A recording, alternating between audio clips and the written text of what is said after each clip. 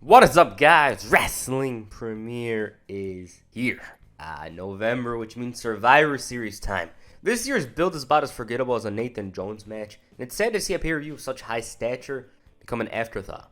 But we're not in 2021 today, we're in 2004, the time period that saw WWE focus on making these four the next big stars. All these men would become huge players in the years to come, but here, they were on the rise. Unlike the recent Survivor Series events, the elimination matches on this show actually had meaning. The feuds intertwined, and in the main event's case, the match had a huge reward. The winners get to run Raw for a month. What made this cool is that they deviated away from the typical Survivor Series and Raw format. Sure, they hate each other, and they were going to face off in a match that had meaning, but it also built upon the next episodes and made things interesting. But with that said, Survivor Series 2004 was held in the Gund Arena in Cleveland, Ohio on November 14, 2004. 7,500 were in attendance to witness Maven main event. Well, kind of main events, his first pay-per-view. And the buy rate was 325,000, which was significantly lower than 2003's 450,000. Then again, 2002's was 340, so take it as you will. The theme song was Ugly by the X's, and to me, it's one of the most iconic pay-per-view songs of the 2000s, especially when they played during that main event promo with all hell breaking loose. The poster on the stage is often what stands out to me on the show, the cartoon-looking wrestlers. I always thought it was cool and creative. The first match on the show was for the Cruiserweight Championship. R.E.Y. Mysterio, Billy Kidman with the fake DMX song, Chavo Guerrero, who was super pissed off over his neck, challenged Spike Dudley, the boss, for the gold. So around this time period, the Cruiserweight title was slowly becoming less and less of a priority. After Ray left the division a few months later, it became somewhat forgettable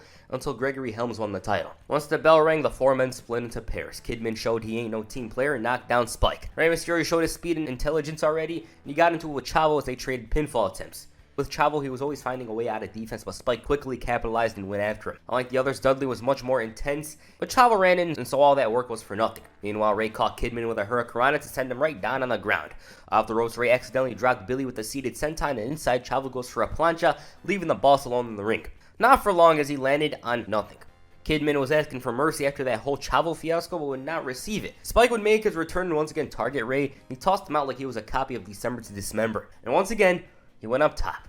Chavo caught him, Billy joins in, and this leads to a superplexing on the electric chair, Tower of Doom. Mysterio failed to properly capitalize and took a BK bomb. Kidman was ready to basically take out Ray, but Chavo had PTSD and went after him. Spike drops Chavo, and this leaves him and Mysterio in the ring. The action starts getting real fast, leading to the 619. Fans go crazy, but Kidman, though, ruins everything, and meanwhile, Chavo successfully hits the gory bomb. Kidman breaks the falls, gets thrown out again, and Spike capitalizes for the 1, 2, 3.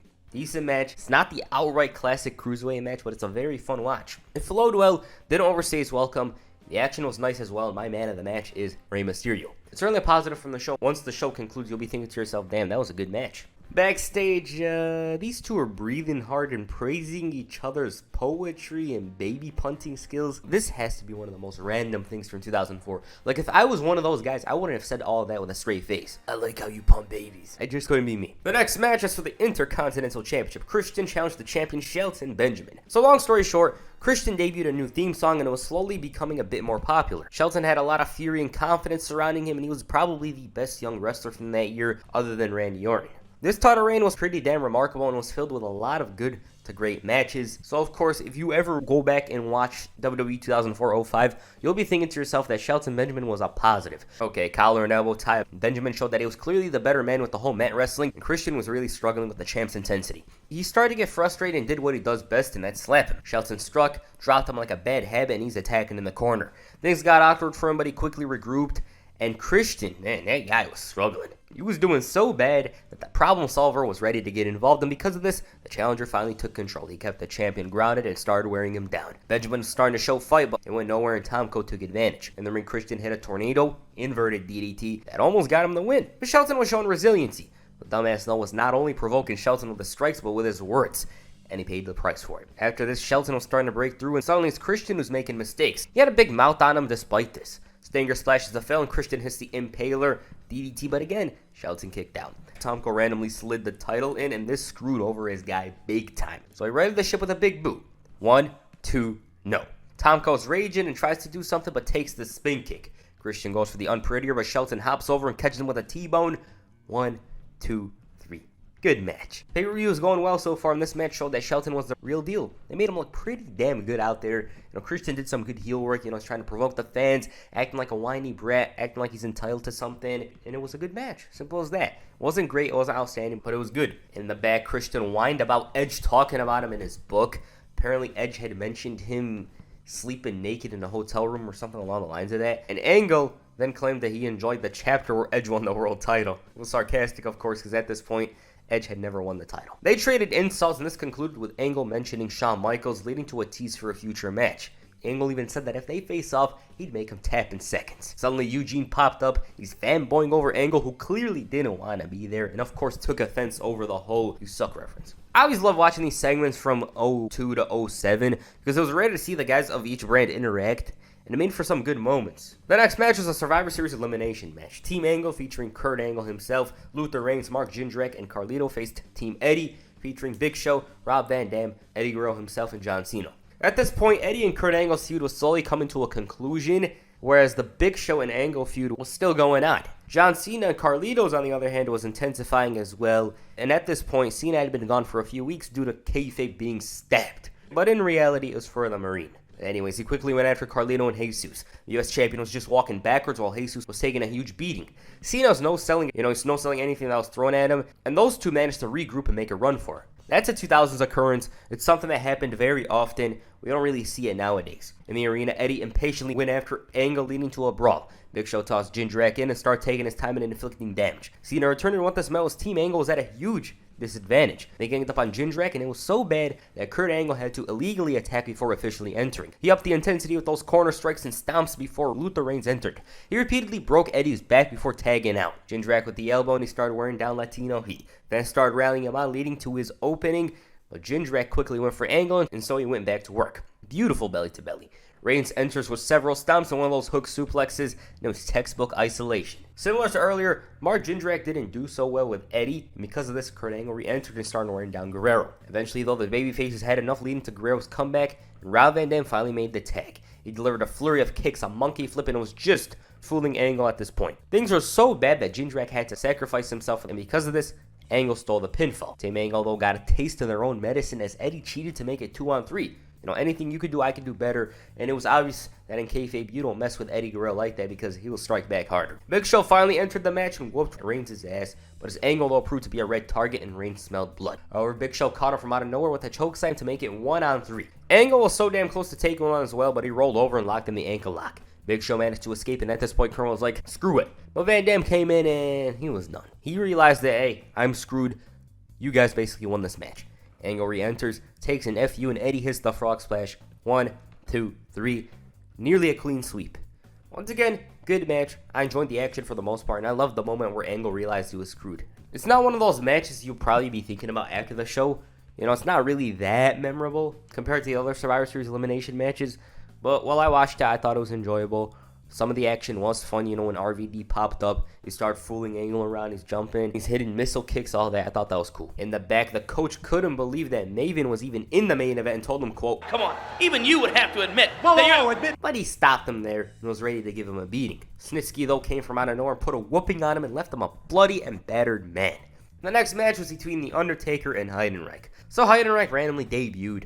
He started causing chaos, and when you watch him, he's one of those mid-2000s ruthless aggression era failed prospects. Similar to Luther Reigns, he was known for a random thing. Reigns was most famous for green peas, whereas Heidenreich was a poet. And this feud is somewhat reminiscent of a mid-90s Undertaker. Now, he settled in there with a worker greener than an apple, and was asked to make it work. Simple as that. The bell rings and both men stared at each other for a long time before Heidenreich made an attempt. He tried to put a stop but walked into a boot, and it was real bad. It was real bad for him, and because of this, Paul Heyman intervened, leading to the low. His distractions were helping Heidenreich slowly integrate into the match, and even then Taker showed resiliency and hit the old school. He dropped him with a mic check, but after one too many distractions, Taker walked into the corner and Heidenreich took control. The dead man showed fight, but it was clear who was on offense at this point. The Heidenreich's inexperience got the best of him, and around here, they were on an even playing field. They traded blows. Heidenreich showed he ain't scared, but he was hung up on the ropes and took a clothesline. Undertaker was starting to make a comeback, snake eyes, leg drop, but it wasn't enough for the 3 count. Heidenreich tried putting a stop, and similar to Taker, almost went in with the sidewalk slam. Tez was hyping up the match, which I thought was funny, and in the ring, Heidenreich didn't do his homework here because he took a last ride. Nonetheless, he caught the rope, meaning the match continues. Back and forth action leading to the chokeslam, and it was tombstone time. Undertaker successfully hits it. 1, 2, 3. Afterwards, Taker had a meme-worthy look on his face, like he knew this match wasn't so good. Well, no, honestly, I was bored of the match. It was pretty damn dull. There's only so much The Undertaker could do, because at the end of the day, it takes two to dance. Their casket match was much better, if I remember correctly. About this one, it's not something you should go out of your way watching, unless you're watching the full pay-per-view itself. I assume you'll get bored while watching it. It's something that I just did not enjoy watching at all. I didn't really like it. It's not a 0-star match or anything like that.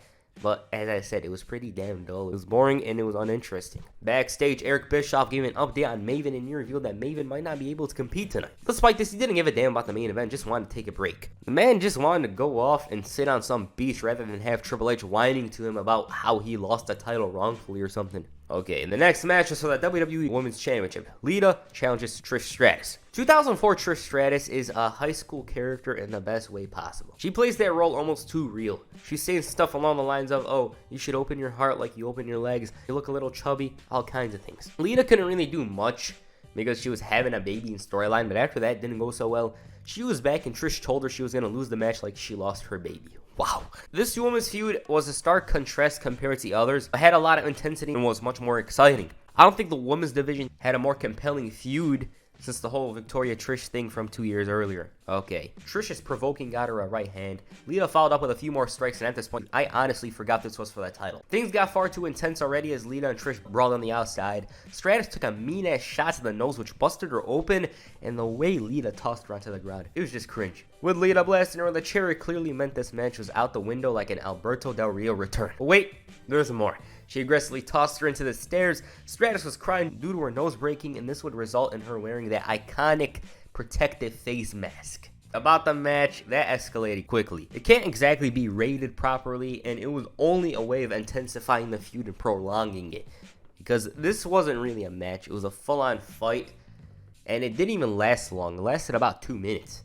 They would obviously go on to main event Raw on December 6, 2004. Backstage, Teddy Long praised the babyface for winning their matches, and Big Show turned heel by pulling down his towel on Cena. The GM was here to congratulate Cena on the victory and gave him a title shot for SmackDown later that week.